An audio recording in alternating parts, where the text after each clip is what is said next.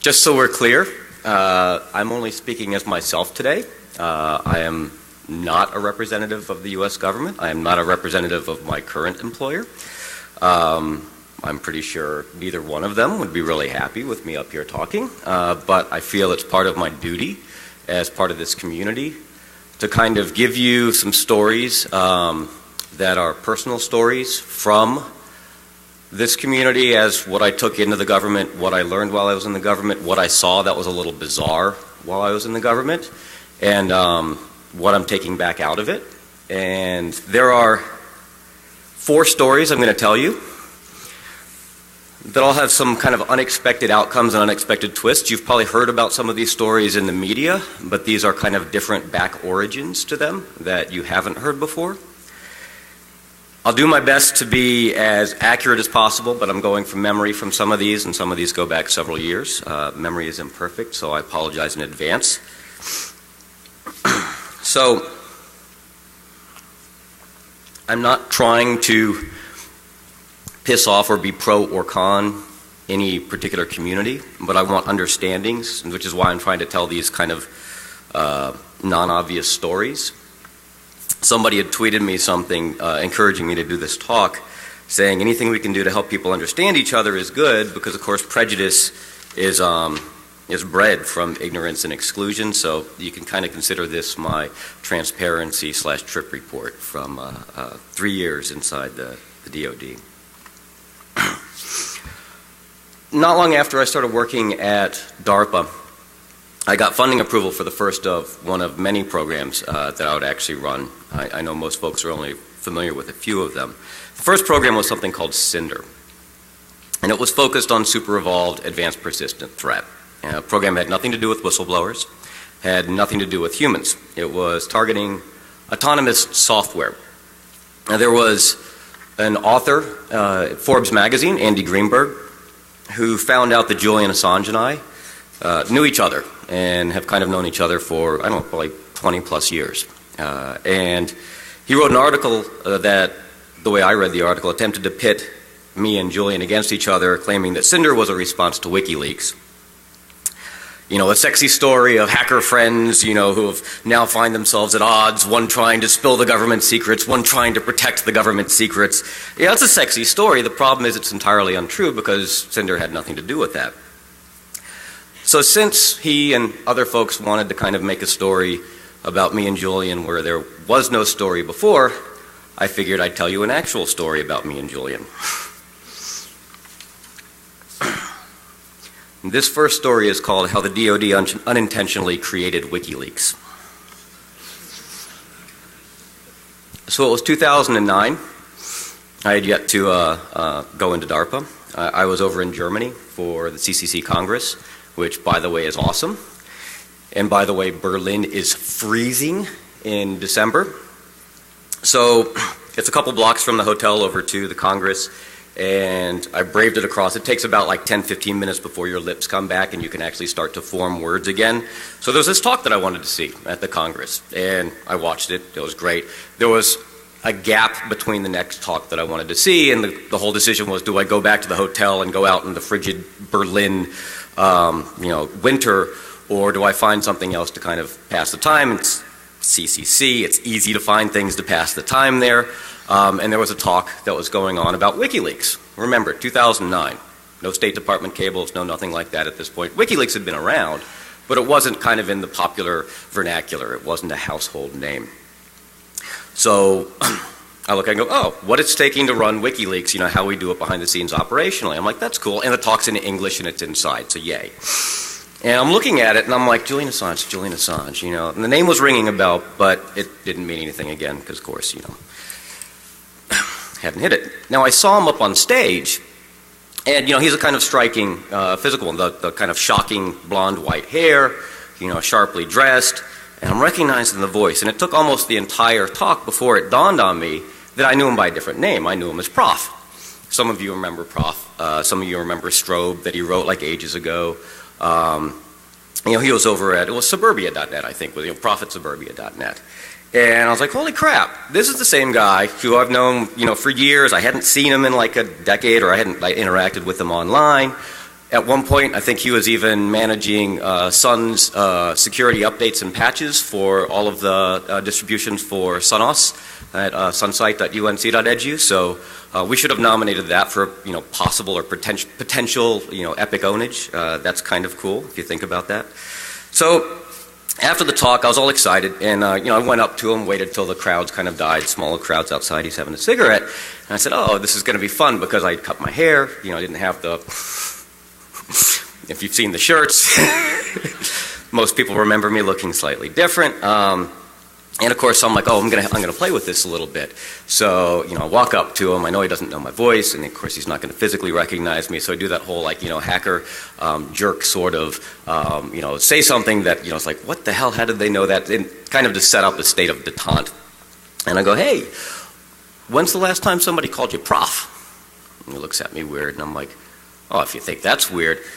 Did they ever find out why the MD5 checksums on those Solaris update patches didn't match the actual patches that people installed?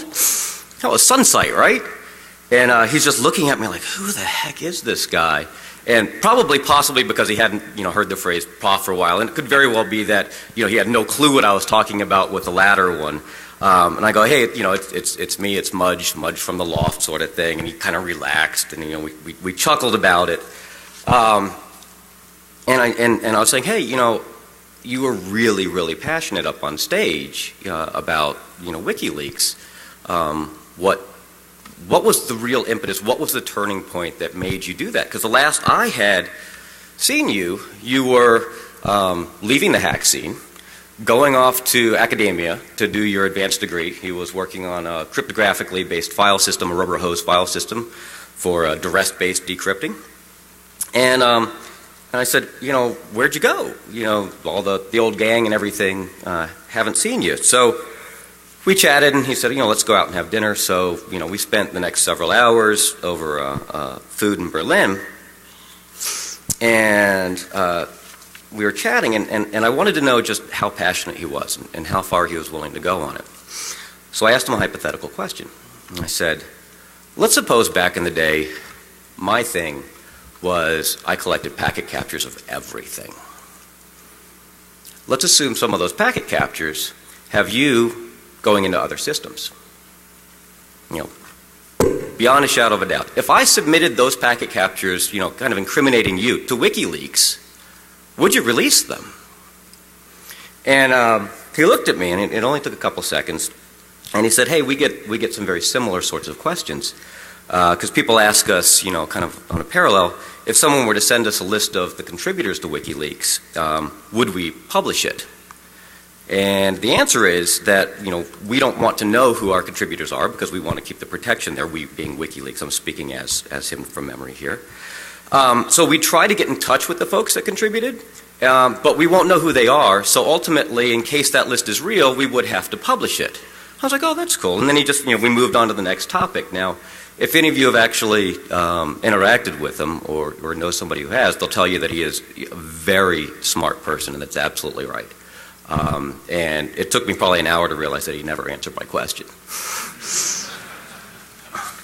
But he told me a really interesting story, because he told me, and this is what stuck with me in 2009 from that dinner, what the turning point was. Now, maybe this was a story just for me, maybe it was, kind of the appropriate thing, but I took this to be kind of ground truth, and it stuck with me, which is why I'm telling you. And I used to tell people inside the government the same question when later WikiLeaks kind of popped up. He said, yeah, I had gone off, I was over at university doing my graduate work, something essentially fundamental research, which means something to the government folks. And he said it was funded, by the U.S. government. It was a grant. From like NSA type DARPA sort of funding. I don't know if those were the actual agencies. And he said it was during that time period where there was a big pullback from the DoD. And the message that the universities received was, we're not funding you to do basic research anymore. It's all classified now. His work got rolled up in that. Now, whether that was actually why it was being pulled back or if that was just the perceived message, I don't know. So if you think about it, here's a non-U.S. citizen who's made a life decision, go to graduate work, go, kind of leave the community that we knew him in, and all of a sudden, his funding gets pulled, and he's told that he's not allowed to know what it was that he was doing, not allowed to know what it was that he had, discovered, and no actual reason as to why the funding is. I mean, that's kind of what it's like when you're a graduate student and somebody pulls your funding, sort of thing. And this just really rubbed him wrong. And he said, this is the wrong reason for classification, if that's why he lost his funding. This is designed to keep people ignorant and withhold information, to keep folks disadvantaged. And he said it was at that point that he decided that he was going to devote his life to exposing people who tried to keep secrets. And hence WikiLeaks was born. So when folks in the DoD would ask me, hey, do you know this WikiLeaks thing, and what are your thoughts on how we could address it, they were a little surprised with my answer, going, well, by some accounts, the government actually created it in the first place. It was at that point during the night in the restaurant, Julian goes, well, so, that's what I've been doing for the past 10 years. What are you up to? I said, oh, I'm about to go work at DARPA. So that's my first story. Second story is about Anonymous and the Department of Defense. I remember Anonymous from way back. I mean, Anonymous, I use it as a proper noun, but obviously we're all familiar, and it's much more, it's kind of a movement, a thought, it's more ephemeral than that. And when I remember them, they were going after Scientology and RIAA, and there was all the 4chan sort of soap opera stuff going on. And at some point, their scope or the target, expanded to include the government. And general wisdom was that the triggering event was the DoD's response to WikiLeaks and Manning, etc. But the way I saw it, there was actually something else that was a bit more subtle that folks hadn't realized. So in 2011, the DoD released the Strategy for Operating in Cyberspace. There was some very minor backlash to some of the wording initially. I think there was an initial, small leaked version of it that went out, and it was followed by a later one. But there was some more specific backlash and chatter in the hacker researcher community. The strategy stated that the DoD was going to, treat cyberspace as a domain to conduct operations in, and it appeared kind of modeled off of outer space, treating space as, these are DoD-ish words, a domain. And there were some confused conversations going on, well, why is anybody upset if you treat cyberspace as a domain? There wasn't that much upset with treating space, and, nobody lives in cyberspace, which you could kind of only hear inside the government, like a statement like that. Because if you think about it, we all live in cyberspace, and the hacker researcher community made made cyberspace. I'm really not a fan of that word. Made the internet and online, our homes, well before the government and everybody else kind of made it just where they always lived and did everything in. So if you send a message that that's somebody's backyard and that you're going to militarize and prep for war in somebody's backyard, that can sound really scary. And it can galvanize folks to respond. One of the problems was there was not an understanding as to who the message was actually intended for.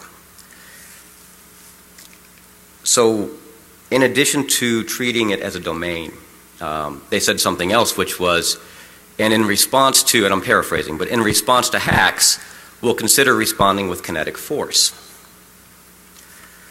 So if you don't actually specifically call out who the recipient of the message is, everybody reading it thinks it's directed to them. I read it. I thought it was directed to me. And I'm going like, what the heck? I joke my buddy and I replace his HTML, the main web page, and that's considered a hack, and all of a sudden I've got somebody launching a Patriot missile at me. I mean, this makes no sense. What level of hack? Because if we look at like CFAA response, maybe they actually think a Patriot missile is the right thing for, defacing a website. I don't know. And none of these are the right questions because I'm not the intended audience. But of course I'm reading it as if I was. And of course the logical next question is, wait, do they understand how attribution works? Because, what if I do it, bouncing through an ally? What if I do it from within the U.S.? Are they going to kinetically respond against themselves? I mean, and you kind of go, okay, wait, back up. If the message were directed to, let's say, other countries, somebody in specific that's got a significant power, that they say, look, we're talking about critical infrastructure or something of that nature. If you turn off the lights in New York, we'll probably be able to figure out who you are because you're not a small little hacker defacing websites, and maybe there's attribution in place that we can respond to. That would have been an entirely different sort of message. And I wouldn't have read it as the whole like, wow, if I get root on something in my own system, is the government going to shoot me? Which is just silly, but I wasn't the only person who read it that way. And it's nice having been in this field and in the hacker researcher community for, going on almost 25 years. Well, actually, over 25 years. And some folks were sending me, they're like, hey, have you seen what's going on in the chat rooms? And there were some folks who were claiming affiliation or claiming support of Anonymous that were going, hey, have you read this? Look who's trying to prep for war in our backyards. Do they even understand how attribution works? This is bullshit. If they think they can find me, it's on. Let's go. And the next thing you know, there were a couple websites defaced. And they ended in like .gov. Now, this is where it gets kind of funky. Defacing a website is kind of a message. It's a little warning shot. But that's in a language that govies don't know. So the govies didn't get the message as far as, what I saw. So here's the initial strategy for operating in cyberspace that goes out. It's probably directed to somebody else, but by poor messaging is misinterpreted by a group. The group responds, fires a warning shot. The warning shot isn't understood. And it's like, hey, what are these vagabonds doing? Look at the little street punks or whatever. They're not somebody who actually has a message that we should actually engage in. And it's just this little cascading effect.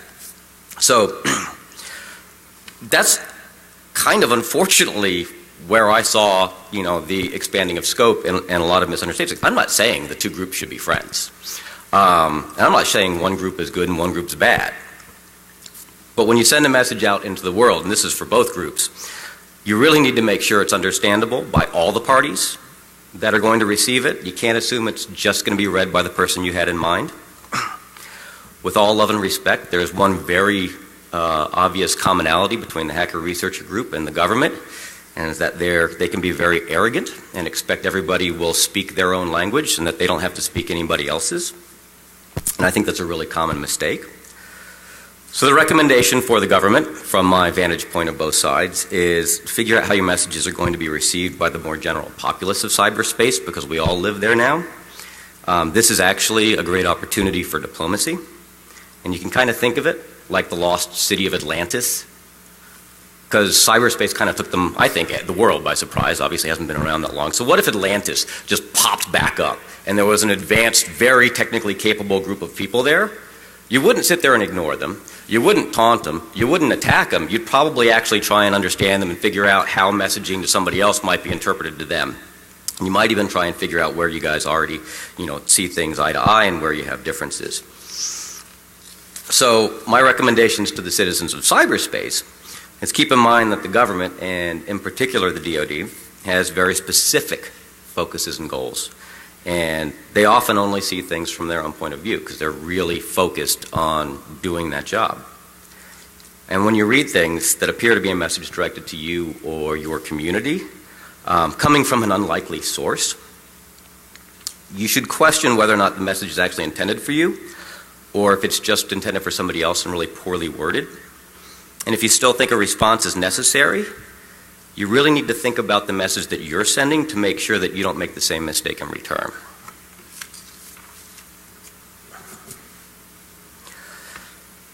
My third story is, well, let me give you a little background. I'd have a lot of people approach me outside of work and go, hey, Mudge, you know what's going on. We're all owned. And these were large companies that are oftentimes funded by taxpayer money.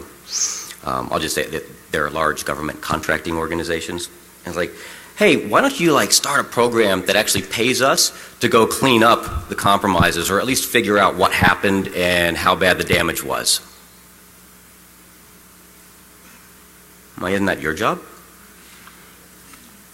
And it made me think that there's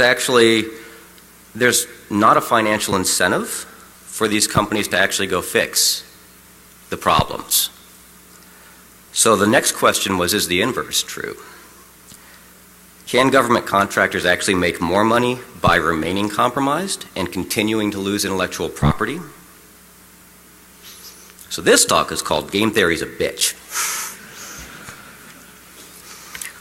I was having dinner with, a lot of these stories are because I'm outside having dinner somewhere. I don't cook. I was having dinner with an old friend, and his company goes in and cleans up APT after, big well-known names get compromised, in particular, whether they're government contractors or commercial organizations. And he posed a really interesting hypotheticals, because we were just shooting the crap back and forth. And he said, hey, what do you think about the following chain of events? First, RSA gets compromised. Networks defended by their tools are vulnerable, and as a result, a defense contractor gets compromised. Said defense contractor, if you look up on Wikipedia, is the one who made this really cool stealth drone. Later, a really cool stealth drone goes missing over in a Middle Eastern state. Like, what do you think about that chain of events? I'm like, that's terrifying. And he's like, yeah. And I'm like, no, for an entirely different reason. Look at it this way. I have no clue. That's a hypothetical, and there were a whole bunch of rumors about what had happened. But let's assume that you, as a country or a large organization, that your advantage is technology. You can field the fastest and the best technology, so you're ahead of everybody. That's your advantage. Newest, most advanced toys. Someone else steals some of your tech. What do you have to do? You got to replace it with newer tech, right? You got to keep your advantage. So suppose a government contractor gets some of their super tech toll, and what does their government customer actually need to do? Well, the government in that case, and this is all a game theory hypothetical, need to pay someone to make the next version so that the people who just stole it don't achieve parity, so that they're not even. They could go to some other government contractor because, of course, the one in question just lost everything, but they actually most likely won't. And here's probably why. The initial contract for very expensive research efforts can take a long time to put in place. You're talking over a year, sometimes longer than, sometimes you measure it in years rather than months. That was part of the coolness of CFT, is that we were measuring that in days. Imagine if you're under something, sequestration is what we're under now, it can take even longer. So if a government agency wanted to start a new program to replace tech, so that's essentially starting the same program to do the same thing that you were already paying somebody to do, it's tough to get permission to do that, because you got to go justify taxpayer money, and we just gave you the money to do that. And B, when you spin it back up, you're going to have to redo a lot of work. You're going to have to redo the contracting that you already had in place. You're going to have to spin people up to speed on management side. You're going to have to respin up the tech side, and you've spent years putting that in place. So why wouldn't you just go back to the people that you already have a relationship with, already have a contract with? They already know what they lost, or maybe you know what they lost and stuff, and you can tell them because they're your customer. So you just pay them to give you the next thing. Remember, they're not financially incentivized to go fix how they were actually compromised in the first place or clean it up. Because staying with a really familiar solution or situation is comfortable, which makes us a trap that a government funding source can actually be particularly susceptible to. And you can view this on a case-by-case basis, and kind of staying with the same contractor could even make sense. But if you step back and listen to what's been talked about in the media you may see something that's a larger picture that seems like an endless list of technologies and IP being stolen. And each time it happens, that company is in a situation where, A, there's really no penalties or reprimands for it. And on the contrary, they're actually rewarded with more funding. So because their customer needs to make the next text to replace the stuff that just got stolen, to replace the stuff that just got stolen, to replace the stuff that just got stolen. So yeah, game theory is a bitch because if you look at it this angle, and part of the neat thing about game theory is you can fall into game theoretics without realizing that you're doing it. Government contractors can actually be in a situation, or are actually in a situation, that they're financially incentivized in some places not to listen to their network sysadmins and not actually to really deal with the problem, perhaps the way with the drastic changes that need to be made.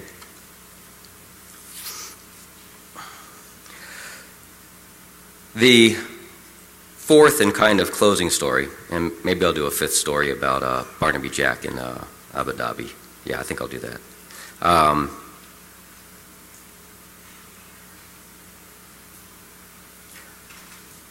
The fourth story, sorry, I just mentioned Barnaby Jack and I just start getting a little teary. I think I might stick with just the fourth story then. Fourth story closing is more of a kind of plea to both the government communities and the hacker researcher communities, because from the vantage point of both, I don't have a lot of examples of our community, the hacker researcher community, really reaching out in a proactive and positive way to educate and enlighten the government. We do it, but we do it really ad hoc. And I think we need to try a little harder to do specific examples. I've been a little upset about some of the things in the news lately. And actually, one of your options, it is a scary option, is to actually go inside and try and fix them there. People will fight you tooth and nail. It is not for the faint of heart. But that's actually what I did when I went over to DARPA. I didn't go there because I thought it was cool. I didn't go there because I wanted to be a part of the government. I actually went there because I thought that they and other parts of the government had kind of lost their way. And I had an opportunity to go in and fix it. I did get a really nice unofficial email from somebody recently, and it was about CFT, which makes me think that we actually, because you guys were all a big part of that, did manage to pull some of that off. So I'm going to quote from this email I got to my personal account. And the person said, I recently had a meeting with all the agencies and DoD services, and listening to them, it was my turn to be terrified because of how out of touch with reality they were with cybersecurity and cyber defenses. And it made me realize how much I and the DoD owe you, and that's us, for a cyber fast track. And here's the part where I was really happy. He said, I thought CFT was showing the government how they should be doing contracting, but now I actually understand what you were doing. It was showing the government that what the real state of the art is, why they should be afraid of people on the inside who continue to just preach the status quo and throw money at the same problems the same way they have done before. So that was actually pretty cool, because they're starting to realize that. And I've heard people at high levels, flag officers, a couple pockets were starting to refer to hacker researchers as researchers. It was hacker equals researcher, not hacker equals criminal. And I thought that was really cool. It's not saying that we should go all in and support the DoD, and I'm not telling you should like the DoD. I've got a lot of issues with the DoD. I will continue. I'm sure they've got a lot of issues with me. This talk might even be one of them. But what happens there is, now that they know where some of the real ideas and some of the real talent come from, they're undoubtedly going to try and reach out and tap into it in various ways. And this kind of goes back to an earlier story where they kind of project their problems and their images and their goals on somebody else. So there's likely to be some uninformed and failed outreach efforts. So I've got a couple of recommendations to the government that maybe will help with that. So I think it's really cool when government officials throw on blue jeans and a black t-shirt, because of course then they're part of our community. But that's not necessarily all there is to interacting with us. And it makes sense before you present at a conference like this that you should probably consider attending one and actually interacting and getting to know the people. There was one guy, there was a 3-star general who did that at ShmooCon. And I thought that was one of the coolest things. And he wasn't there for any agenda.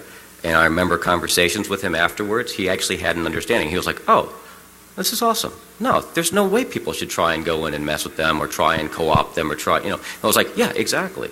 That's us. That's the citizens. That's the population of the U.S.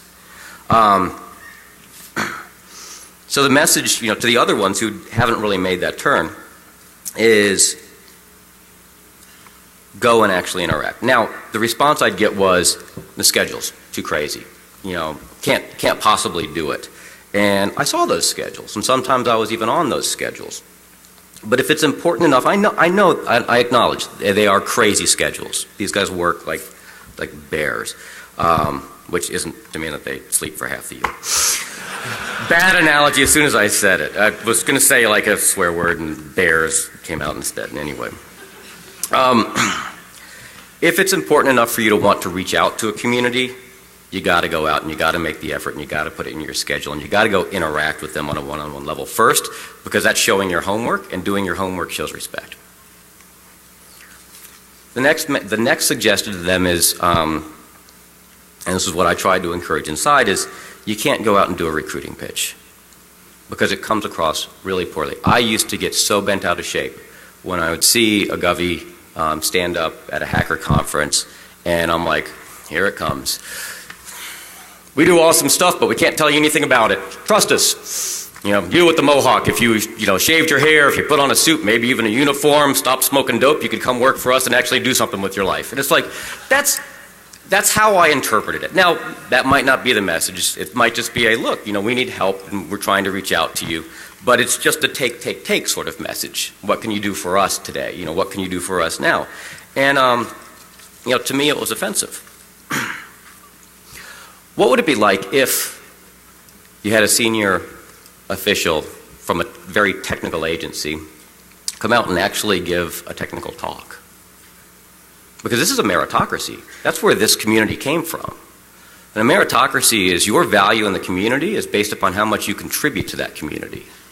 And that's one of the reasons why I was really happy that, because I know a lot of people are like, why the hell did Mudge go over and go to the DOD? He was one of us, now he's one of them.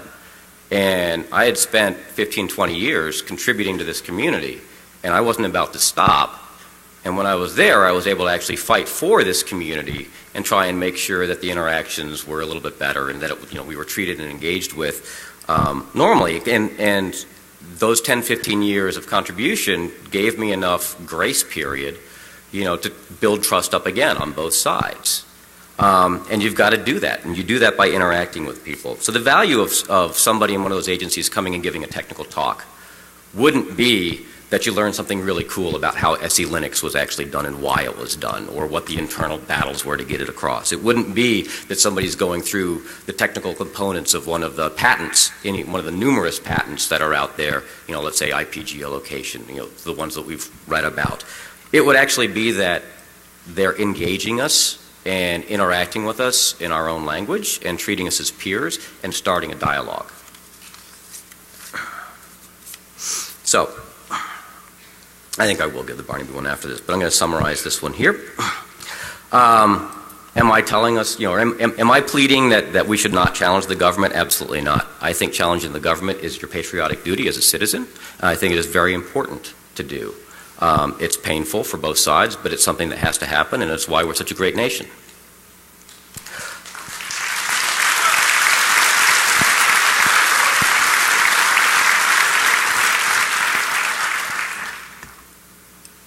We also need to, you can't train a dog just by repeatedly beating it. It'll learn some stuff, but it'll probably learn stuff that you weren't intending, and it'll bite you at some point. So when you see the dog do something good, it's nice to give it a treat. And there are certain little pockets inside the government. And one of the things that I think that we as a community can do better is, yes, we need to challenge the stuff that we're seeing. We need to challenge the things that are in the news. But if you see a small pocket of hope, like if you see a congresswoman that's helping put through Aaron's Law, change.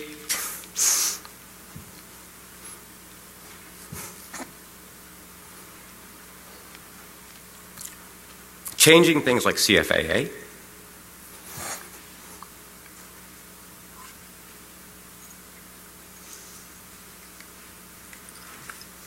I don't deal with losing people well. Excuse me.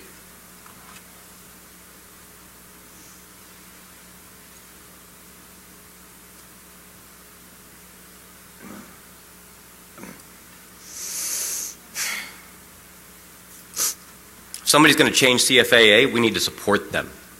We need to help them. We need to encourage them for actually going, because they're going to get a lot of crap thrown at them. And they're actually doing the right thing, and there's not a lot of people supporting them. So we need to be more vocal as a community to actually support them. There was a colonel in the Army who managed to get the NSA to have to include Little Brother as a book that they read as part of their training. Have you read Little Brother, Cory Doctorow? That's awesome. That helps sensitivities. That guy caught a lot of crap for that. And it was really cool. I mean, there's nothing wrong with that book. That book gives you a new way of looking at things. And the more ways you have of looking at it, the more understanding you have and the more positive outcome.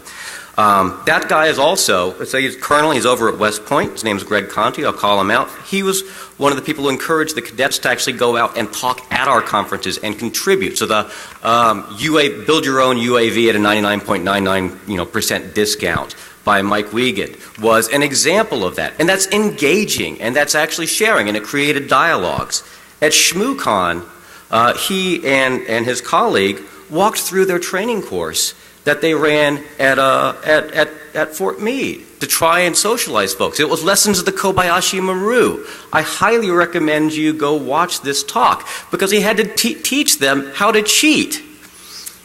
And it's hilarious and it's insightful and it's humanizing. Most importantly, it's humanizing.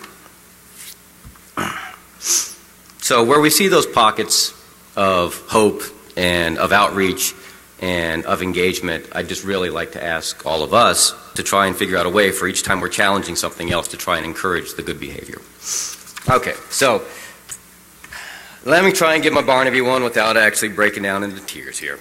See if I pull myself together. It's a real quick one, but it's my little tribute to him. Because there's two things that happened, interactions with Barnaby that I'll always remember. I mean, I remember all of the interactions, but two really stand out. One was a talk. I was on the steering committee of NDSS, and they asked me if I could bring in some folks to run some demos that would kind of break the academics out of the academic mold.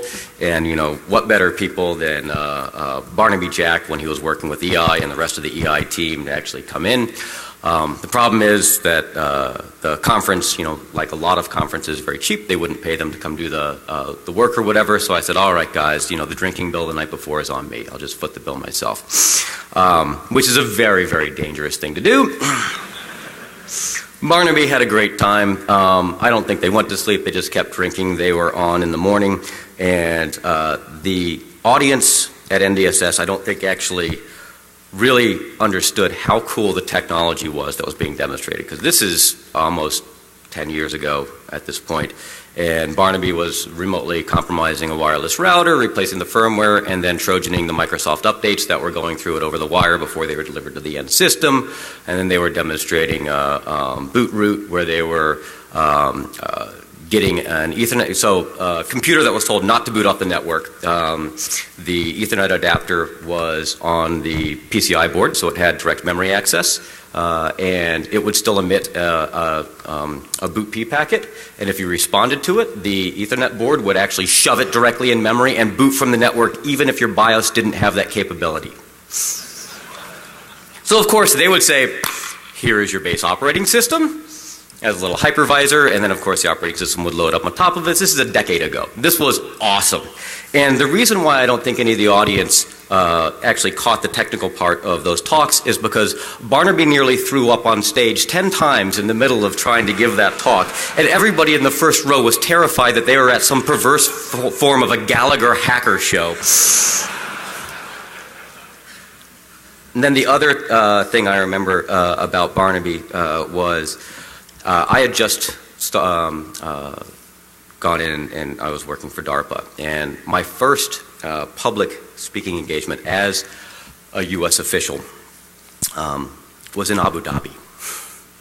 So here I am, first time, the government's a little nervous about me, I'm a little nervous about them. I'm flying under my government official passport, not my blue tourist passport. So all the coordination between the countries that I imagine has to go on with those folks. And I'm in Abu Dhabi, and it was actually to do the keynote for Black Hat. It was the first year they were over there. And it was the first time ever that I was showing parts of the cyber analytic framework that I drove at DARPA, and it was my way of trying to get a small group of peers that I could interact with and get feedback and just talk honestly, like, does this make sense, or, am I full of crap? And Barnaby was there, and the Gruck is there, and those are two people that put together, that'll deplete the world's alcohol supplies. And he was doing his jackpotting ATM machines. Now, the UAE has a lot of money they've come into since the 70s. And in the palace, there is an ATM machine that dispenses gold bars. Very expensive gold bars. Not like you've got like a $200 withdrawal limit. I mean, these are in the tens, if not hundreds. I can't remember how high up the price was. There might have been the ability to withdraw a $1 million gold bar from it. And some of you might have seen the picture of Barnaby kind of going like that, right next to the thing. So Barnaby's had a few drinks. And they see the gold ATM machine. I was like, why? So, how do you think it works? And they're peering behind it and everything. And the folks who are, I think it's the son or one of the relatives of the Crown Prince, who I knew from a prior life, was looking at me and going, what's going on? And they're all starting to gather around the gold ATM. And I forget who it was that tweeted and said, I remember Barnaby in the UAE and having to go to the State Department to basically, or not the embassy, calling the embassy to make sure everything was okay. So it wasn't the embassy. It was me. Having to go over and talk to people who are part of the court of the Crown Prince and explaining, no, I know you're not used to extremely heavy drinkers, and you just invited a bunch of hackers into your country, and they've demonstrated a bunch of crazy, terrifying things, and now they're eyeing your $1 million gold vending machine. It's Barnaby Jack, he's cool. Don't worry about it. I tell you what, you probably want to know if your $1 million gold vending machine has this problem, so why don't you let them do a little bit, and then when they walk away, why don't you pull the plug on the thing and then move it off the floor? And sure enough, everybody got a little tired, because of course there's some research that has to go into these things, and the alcohol fueling only lasts so long. And when everybody got a little tired and decided to walk away, the next day you see there's this big curtain pulled around everything, and nobody's allowed near the thing. But, so there was no reach out to the embassy, and there was no international incident. But there was Barnaby Jack, and he'll be missed. Thank you.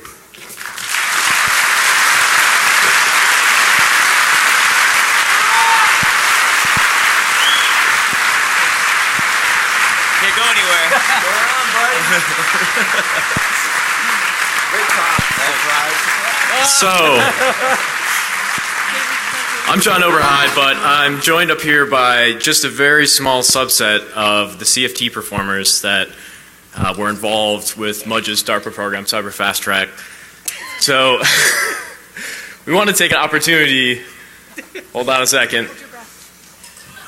Hey!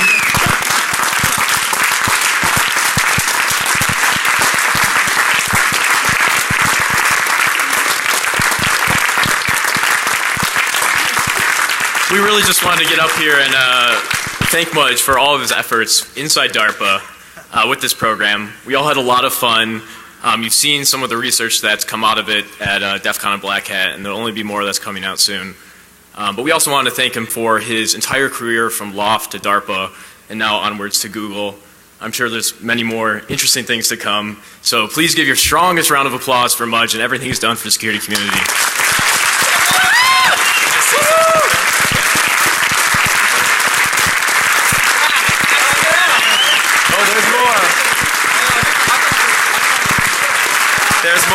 There's more. Don't go anywhere yet. We're not done. So, what we didn't mention is hopefully, I'm going to say a few things about Mudge, and hopefully some other people that had participated in CFT will as well. My name is Joe Grand, and I've known Mudge for a really long time. I was in the loft back in, I guess we met in 1990. I was like a 15-year-old punk little kid, and ended up getting in trouble for some things, joined the loft, and Mudge came in around the same time. And I don't know if I ever told him this, but he was one of my mentors growing up. From that point, as a 16-year-old kid, everybody else in the loft was older. I sort of got to see, the experience of somebody that was like 6 or 8, I don't know, how 20 years older than me, I don't exactly know. He never actually told me his age. But it was something that, I got to sort of follow along. I was in the loft, and it was a great experience, and I sort of grew up in that from 16 to 22. After we started that stake, we sort of disappeared for a while. Mudge went one way, I went another. Some of the other guys sort of, just disappeared. And then he sort of surfaced, I guess, 2008 or 9, and, it was like all of a sudden, Mudge is back and he's in DARPA. And I was like, holy shit. Mudge is back, and he's working for the man.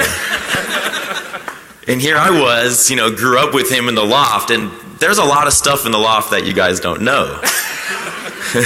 And it was awesome. And I didn't really know what to think. I was still involved in Defcon and the hacker community, and it was just, to me, seeing that, it was like, wow, that was a big jump, and that takes some serious balls to do that. And I could never imagine doing that. And I think everyone was like, what's going to happen? Like, what's he actually going to do out there? So it turned out to be an amazing thing. CFT happened, and a huge number of my friends ended up doing all these projects. Charlie Miller had 2 projects in CFT, and I was like, how is everybody doing all this stuff? Like, I want to do a project for CFT. And I was running with Charlie one day, and he's like, yeah, you should do it, man. And, Mudge has this whole thing wrapped up. You just write a proposal, and he reads it, and if it gets approved, they'll just send you money, and you can work on stuff. I'm like, really? Is it that easy? He's like, yeah, do it. And that was last year. So I was like, I don't know. Do I want to work for Mudge again? Like, that's going to be really weird. Like, we were in the loft, and I don't want him to be my boss. For real, this was his hugest complaint. I'm like, they'll give you money. He's like, I don't want to work for Mudge. Yeah, so, but he's like, it's not working for Mudge. Some other group takes care of it. So I'm like, all right, cool. And I thought it was a great thing that he was doing. So I submitted a project that got rejected. And I'm not sure I'm allowed to say this because I don't know if it was part of the official process, but he called me up. Like, I submitted the proposal, and like 15 minutes later, he calls me. He's like, I need to talk to you in person about this. I don't want to just send you an email. So he, explained the process to me. I'm like, all right, that's cool. Too much engineering, whatever. It didn't fit the DARPA thing, the CFT thing. I'm like, okay, that's fine. But it sort of drove me to I was like, I got to get a CFT in. All my friends are doing it. It's like, I got to take advantage of this while I can, man, before it goes away. So eventually I got one in, and I'm still working on it right now. And it occurred to me that it's not that you can you're doing this project to make money, right? You're not doing a job to make money. It's the fact that you're able to get money to do what you want to do, and it's almost, you do what you love to do, and you're not losing money. Is sort of what it is, and that's sort of what we tried to do at the loft. Is do what we want to do and not lose money, but make sure that we can keep kind of pushing things. So I don't know. I just want to say that. I don't know if you notice on the back. Could someone turn around? On the back of these shirts, it says "Making the Theoretical Practical Since 1992," and I don't know how we came up with that. But that was one quote that we talked about, writing exploits and kind of showing vendors look, this is a possibility. But the one that isn't on the back of this shirt is what we always used to say about making a dent in the universe when we were at the loft. I think Mudge actually came up with that. So we'd be in interviews and news stuff and press, and Mudge would always say, we're going to make a dent in the universe. And I was like, yeah. I said it, but I was like, that's total bullshit. How are we going to make a dent in the universe? We're 7 guys with, he had long hair, as you know, and 7 guys in a warehouse. How are we going to actually make a dent in the universe? Other than in the hacker community, that's that's not the universe. That's our universe, but it's not the universe. But he actually believed it, and I was sort of I was going along with it, but he believed it, and it didn't actually hit me until he got to DARPA and did CFT, and it's holy shit, he did make a dent in the universe. what he did and the work that came out of CFT like totally changed the world. Whether it's immediate or whether it's later, it changed the government, it changed the thought process. It's amazing. So I just wanted to personally thank him and welcome him back out of working for the man, back into like the normal world. So thanks.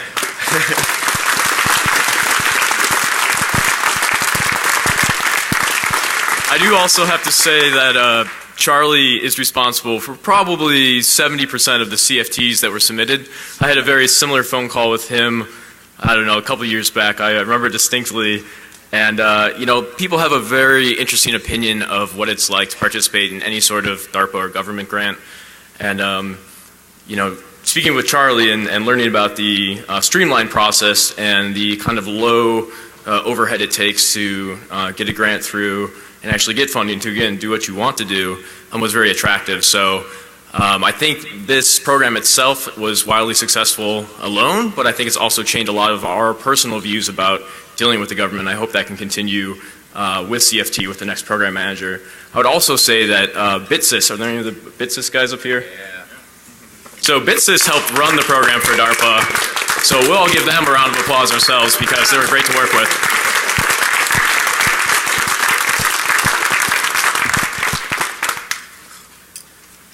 You know, I hadn't registered for Defcon in over 20 years, which brings some perspective. And I've known this guy for a very, very, very long time. And he always wanted to be something greater than the average bear and to change things. And I don't know if he'd mind me saying this, but I'll say it anyway. Back in the day, when his hunger was great, he asked me to take over the loft, which is probably a bad idea, for a variety of reasons, but I had faith in them that he is going to figure it out, and he did. And I've worked for him now for the last couple of years. Unfortunately, I've been fired by him because the program's ending, but congratulations, guy, you really did good. Thanks, Dan. Thank you.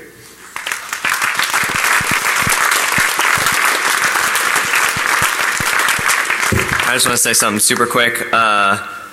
We're hackers and we're individualists and we hate anyone speaking for us, but Mudge is pretty much the only guy that I'll let speak for me anytime he wants.